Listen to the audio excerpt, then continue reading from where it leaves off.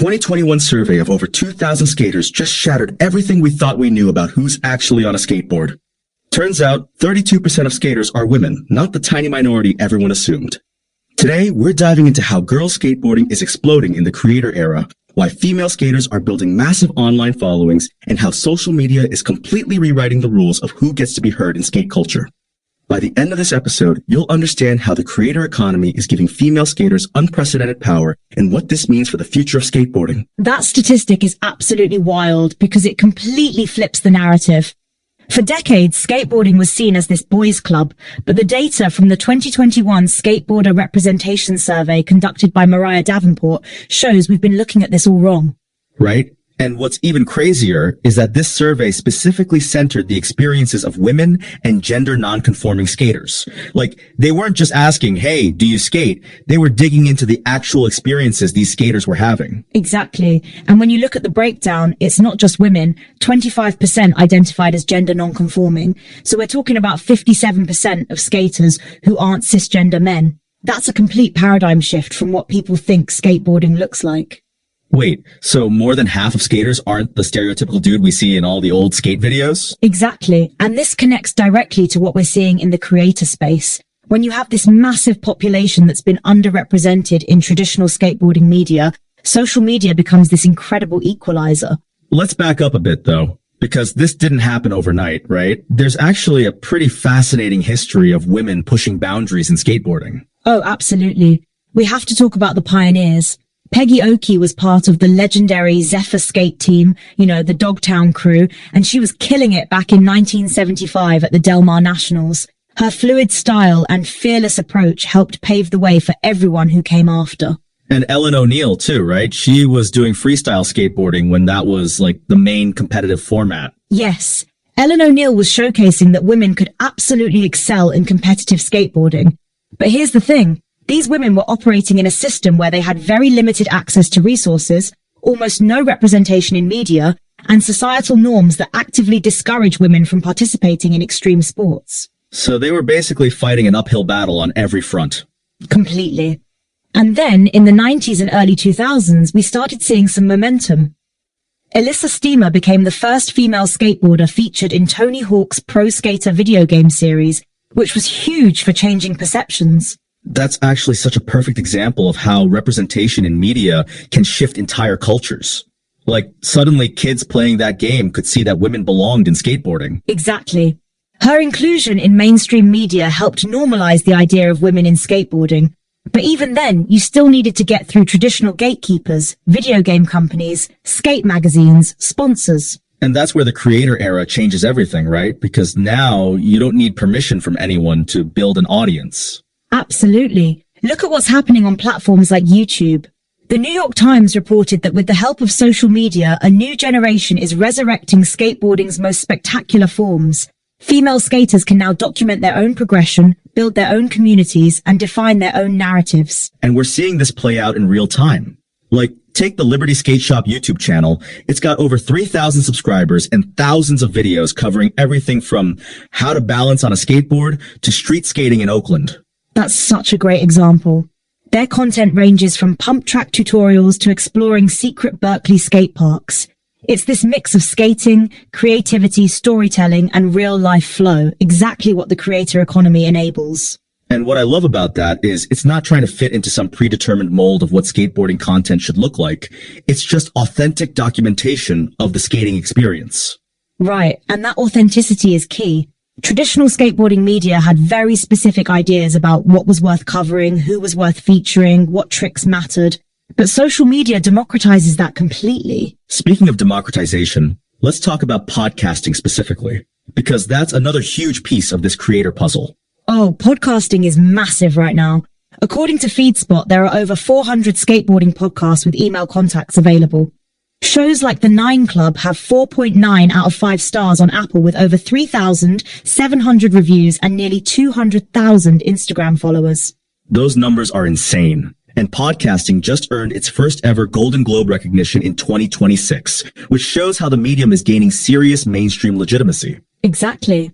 Spotify even hosted a Galentine's Day celebration for women in podcasting in LA, bringing together creators from shows like Tiger Sisters and Boy Problems. It's this whole ecosystem of support that didn't exist before. And that community aspect is so important because one of the things the 2021 survey revealed was that women face specific biases in skateboarding spaces. Yes, the survey was specifically designed to bring awareness to those biases and provide a foundation for making skateboarding spaces more accessible to women and gender non-conforming skaters. It's advocating for women to have a real stake in ownership of skateboarding culture. And social media platforms give them that ownership in a way that traditional media never could. Absolutely. When you can build your own audience, create your own content, and define your own success metrics, you're not dependent on industry gatekeepers who might have unconscious biases about who belongs in skateboarding. Let's get specific about what this looks like in practice. What are female skaters actually creating that's resonating with audiences? Well, you're seeing everything from technical trick tutorials to lifestyle content. The Liberty Skate Shop channel has videos about pump tracks in Haywood, skating at parking garages, even content about how AI does skate lines through language models. Wait, AI and skate lines? That's such a perfect example of how creator culture is pushing skateboarding into new territories. Exactly. And you're also seeing educational content that was never prioritized before, like beginner series on how to balance on a skateboard, or discussions about skateboard equipment like bushings. It's filling gaps that traditional media ignored. That makes so much sense, because if 32% of skaters are women, and many of them are newer to the sport, there's this huge demand for beginner-friendly content that wasn't being met. And it's not just beginners. You're seeing content that explores the culture differently, like videos about night sessions versus day sessions, or what if skateboarding was an actual school. It's more reflective and community-focused. There's also this interesting intersection with academic research happening. Like, Cal State East Bay has Professor Becky Beal, who's been researching the cultural and political dynamics of skateboarding for over 20 years. Yes, her work explores the relationship between cultural industries and action sports. And she's working with organizations like Skate Like a Girl, which has offices in Portland, Seattle, and the Bay Area. That's the kind of institutional support that's helping legitimize women's skateboarding. Skate Like a Girl is such a perfect name for an organization that's challenging traditional skateboarding culture. And their Bay Area director, Ashley Masters, has over 10 years of experience instructing skateboarding and working with youth sports. She's literally building the next generation of skaters while also doing trick demonstrations for academic presentations. That's so cool, bridging the gap between grassroots skating and academic research. It shows how seriously people are taking the cultural impact of this shift. And when you look at the broader podcasting landscape, shows like Skate to Create are featuring stories from pro skateboarders, filmers, entrepreneurs, and freelancers. It's this whole ecosystem of people building careers around skateboarding in ways that weren't possible before. Right. And that show specifically talks about inspiring creatives to take action. It's not just about tricks, it's about building something bigger. Exactly. And the Shetler Show covers skateboarding culture and lifestyle with this authentic, raw approach. These podcasts are providing perspectives on the skateboarding world that traditional media never offered. What's really striking to me is how this creator era is allowing for so much more diversity in what counts as skateboarding content. Like, it's not just about landing the gnarliest trick anymore. Absolutely. You're seeing content about the social environment, industry experiences, barriers to entry, all the stuff that the 2021 survey identified as important to marginalized skaters, but that traditional media rarely covered. And that survey data is so important because it's giving us actual numbers instead of just assumptions about who skates and what they care about.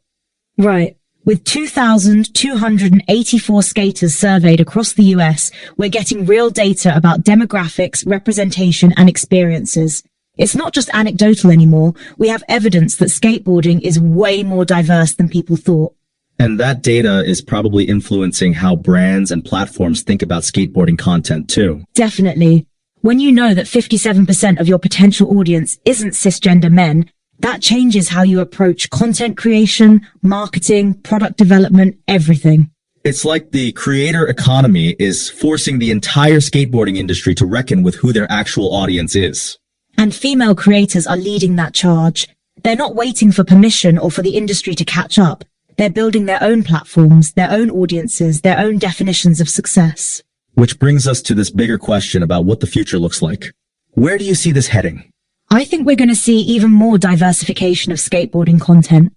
As platforms like TikTok, YouTube, and podcast platforms continue to grow, there's going to be space for every type of skating story, every skill level, every perspective. And probably more crossover between skateboarding and other creator niches too, right? Like lifestyle, fashion, music, art.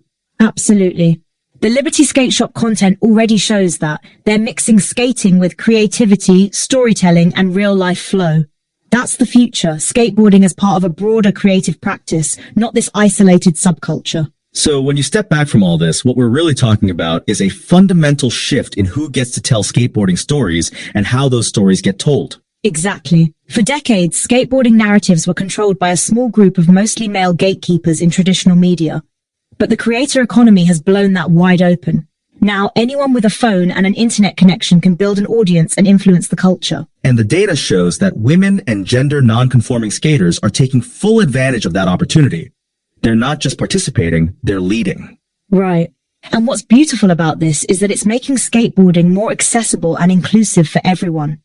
When you have diverse voices creating content, you get diverse perspectives on what skateboarding can be and who it's for. It's like that 32% statistic we started with. It forces us to question all our assumptions about skateboarding culture and opens up possibilities we never considered before. And that's the real power of the creator era. It's not just changing who gets to create content, it's changing what we think skateboarding is and can be. The future is going to be so much richer and more diverse than anything we've seen before. Thanks for joining us on Copilot Podcasts.